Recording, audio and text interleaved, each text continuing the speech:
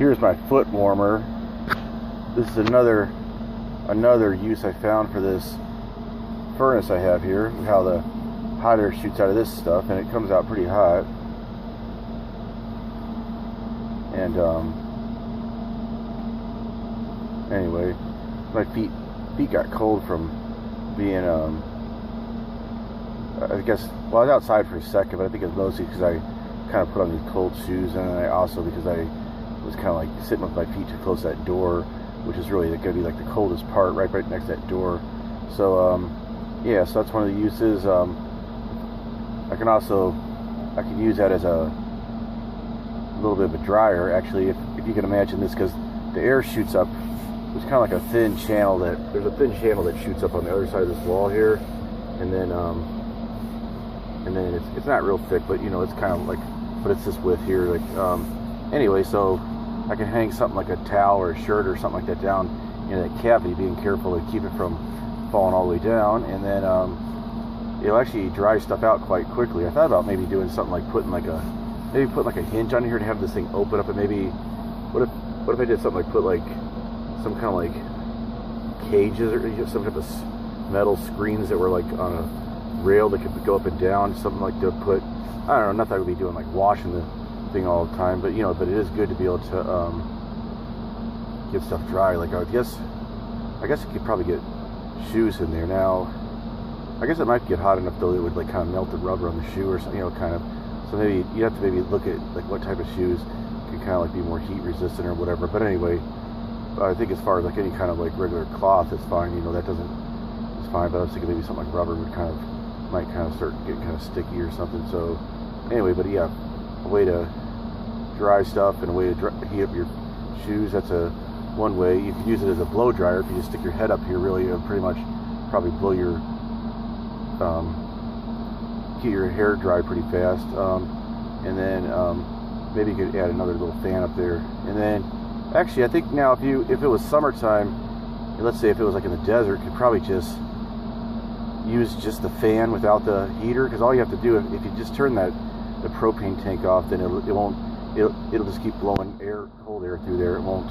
So you use that, and I would probably just having that forced air, you know, for some of the things like to dry stuff. And actually, I thought you could actually kind of use it as a swamp cooler. Yeah, I guess all you'd have to do to make a swamp cooler, just to do a swamp cooler, would be pretty much just have the air blow through there, and then just hang like wet cloths down there. Maybe just like periodically changing them or whatever. You know, maybe you could find some method to keep them wet. Yeah, okay, that's like a really simple. I thought about somehow making this thing into a swamp cooler, but yeah, that's a really simple thing. I kind of have a ready-made swamp cooler. I mean, the only thing I don't like is how this that thing does take kind of like a lot of that fan kind of takes a lot of energy. You know, it uses a lot of amps, but okay, but you know, you figure if I was doing it, especially in the daytime, probably have some solar going, so I'd have kind of like an excess of energy, so I can use that swamp cooler. You know, obviously only in the desert. That's the bad thing about swamp cooler. Yeah, swamp coolers only work in the desert. They only work in low humidity environments. That's where they're awesome. You know, is in low humidity environments. Yeah, and actually I could add probably, to make it a little better, if it didn't seem like this fan was really quite doing the job, I could always maybe it wouldn't be that hard to add like some other fan, kind of like sort of like once that cavity's kind of made. So yeah, so this is kind of a versatile thing, this furnace. It could kind of be, it has a lot of uses. I mean, actually, yeah, I could still use it as a dryer, even in the, if there was something I really wanted to dry, I could still use it with the dryer with the heat. Even in the summer, I just would make sure like I really had a lot of fans going in here to get rid of that excess heat. But I think I found that once you stick like some wet stuff in there, being careful to make sure the air can still flow in there, that it doesn't really, like the air coming out, it's not very hot until it actually until the stuff dries out. So you know, it'd be, yeah, kind of like I guess a dryer. I mean, I guess a dryer, the air still comes out pretty hot, but you know, but if it's efficient, it shouldn't really come out very hot at all. But yeah, my toes are starting to feel better here. That's one of the most painful things when it's cold is the getting like your what are they called, digits, which would be your fingers and your toes. That getting them, that's a pretty painful thing once those things get cold, and they get pretty cold.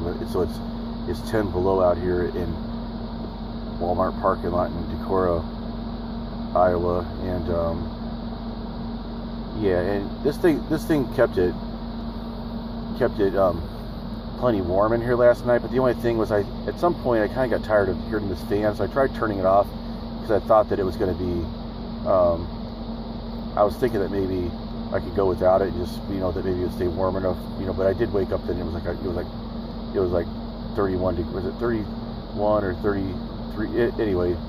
Oh yeah, I can't remember if it was a little above. Was it like 33? I can't remember if it was a little above freezing or a little below freezing. I think it was a little above freezing, which would kind of make sense that it would kind of,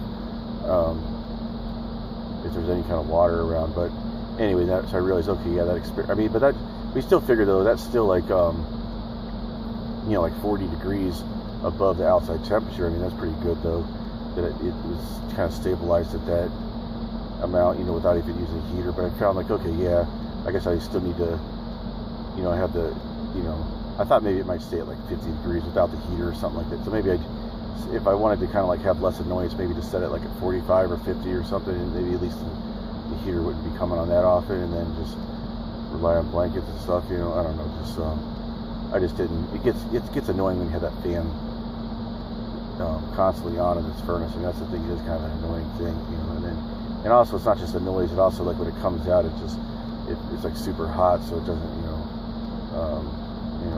it doesn't just spread itself around as well. So, there's disadvantages to this thing too, but yeah, that's a pretty cool thing though.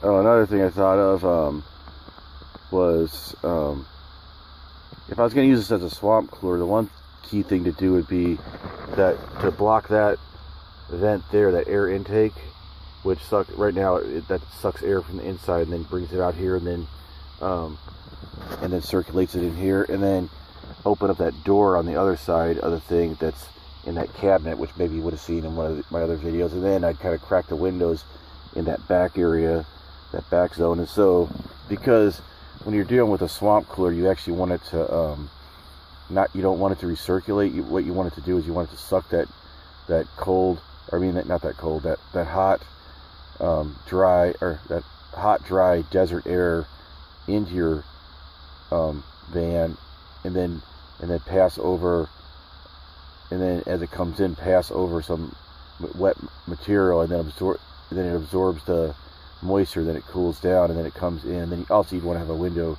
cracked into it so the air could leave too, so you don't want it to be like recirculate. But actually, I could do something like that if I wanted to actually get it to be less humid in here, just kind of like not have it on recirculate mode. It's sort of like if you notice, like when you're driving your car, how like if you put it on recirculate, like with the heat on, like a lot of times like the windows will fog up pretty quickly, but then if you put on normal, then it won't. So so it's sort of like that. So because this thing, even though this heater doesn't add any moisture to the air, it's still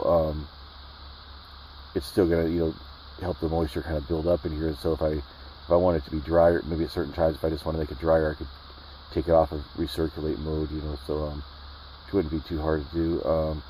But